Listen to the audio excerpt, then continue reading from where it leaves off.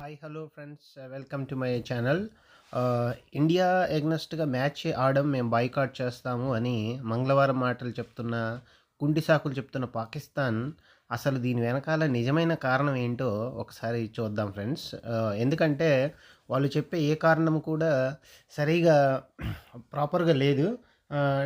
అబద్ధమాడినా అతికేతట్టు ఉండాలంటారు కదా, అట్లా కూడా లేకుండా ఏదో కారణాలు, ఏదో పిచ్చి బంగ్లాదేశ్కు సపోర్ట్ చేస్తూ మేము ఇండియాతో మ్యాచ్ ఆడము, అసలు వరల్డ్ కప్నే బాయ్కాట్ చేస్తామన్న వాళ్ళు, ఆ సన్యాస్ టీము ఈరోజు వరల్డ్ కప్ ఆడుతుందంట, కానీ ఇండియాకి ఎగ్నెస్ట్గా ఆడదంట. ఎందుకో చూద్దాం.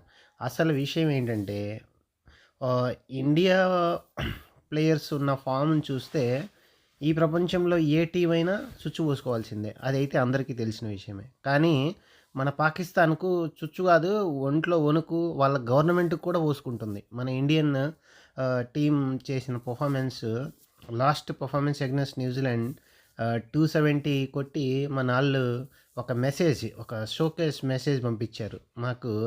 మాతో క్రికెట్ ఆడాలంటే మా స్థాయి ఇది అని ఒక మెసేజ్ పంపించారు.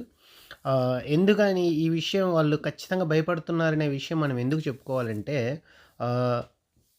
ఒకవేళ వాళ్ళకు బంగ్లాదేశ్ మీద ప్రేమ నిజంగా ఉంటే, అసలు మన మీద కోపం ఉంటే, just 2 days back under 19 world కప్లో వాళ్ళ టీము మన టీంతో ఎందుకు ఆడిచ్చింది? Question number 1. అసలు మన మీద వాళ్ళకు రైవర్లీ ఉంటే, పొలిటికల్ రైవర్లీతో పొలిటీషియన్స్ డిసైడ్ చేస్తే మేము వాళ్ళ డిసిషన్స్ ఫాలో అవుతాం అనుకునేవారు. ఆపరేషన్ సింధూర్ తర్వాత జరిగిన ఏషియా కప్లో దుబాయ్లో మనతో ఎందుకు ఆడారు? అప్పట్లేని రెస్ట్రిక్షన్స్, అప్పట్లేని రాగద్వేషాలు వీళ్ళకి ఇప్పుడే వచ్చినాయా? ఇవన్నీ కేవలం మంగళవారం మాటలు చెప్తూ కుంటి సాకులు. మనము పాకిస్తాను మన ఇండియన్ టీంతో వరల్డ్ కప్లో ఫేస్ చేయడం వాళ్ళ తరం కాదు. తరతరాలుగా వాళ్ళ తాతల తరం వాళ్ళు కూడా చేతగాక చేతులు ఎత్తేసిన పరిస్థితి మనం చూసాము. ఐసీసీ వరల్డ్ కప్స్లో టోటల్ 16 మ్యాచెస్ జరిగితే లింగుమంటూ ఒక్క మ్యాచ్కి నెగ్గారు. ఒక్కటి. అది ఏమైనా మ్యాచ్ అంటారా? ఒక్క మ్యాచ్. అది అసలు ఏమన్నా కంపారిజన్ చేసేదానికైనా అది ఒక రికార్డా? ఒక్క మ్యాచ్. అది వాళ్ళ సత్తా వాళ్ళది. అటువంటి టీము మన ఇండియాతో ఆడము అని ఏదో పెగ్గిలకపోతుంది. తగిన బుద్ధి దానికి చెప్తారు ఐసీసీ. ఎందుకంటే ఐసీసీలో మన డామినెన్స్ చాలా చక్కగా ఉంటుంది. ఎందుకంటే we are highly powerful in ICC.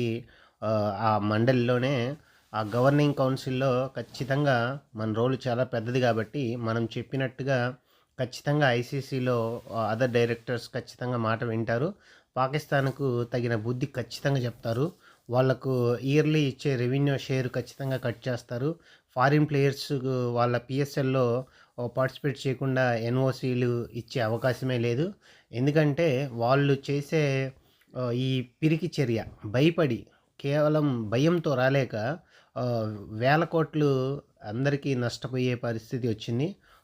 నష్టపోవడం కంటే ఇట్స్ అన్ ఎమోషన్. మన ఇండియన్స్ ఖచ్చితంగా మనం నెగ్గుతాము, మనం ఆ ప్రౌడ్ మూమెంట్ని ఎంజాయ్ చేస్తాము. అది వాళ్ళకి ఎప్పుడు దిక్కులేదు, ఆ టీంకు దిక్కులేదు. కాబట్టి మన వాళ్ళు 150 కోట్ల మంది గర్వంగా చెప్పుకుంటారు, మా టీం ఈరోజు గెలిచింది, మా ఇండియా గెలిచిందని సగర్వంగా టపాసులు పేల్చుకొని మనం ఎంజాయ్ చేస్తాం. కాబట్టి వాళ్ళు చూసి భరించలేరు.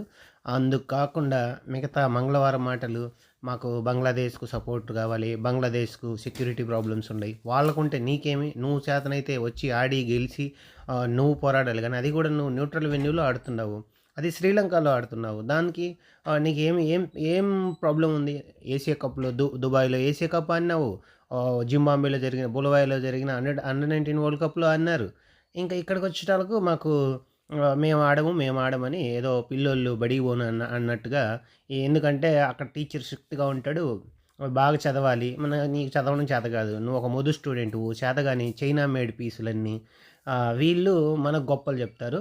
సో ఇది అసలైన కారణం. మన వాళ్ళు ఎప్పుడైతే 270 స్కోర్ చేసి వాళ్ళకొక ప్రపంచానికి ఒక షోకేస్ నోటీస్ లాగా పంపించారో వాళ్ళకు దడ పుట్టుకుంది.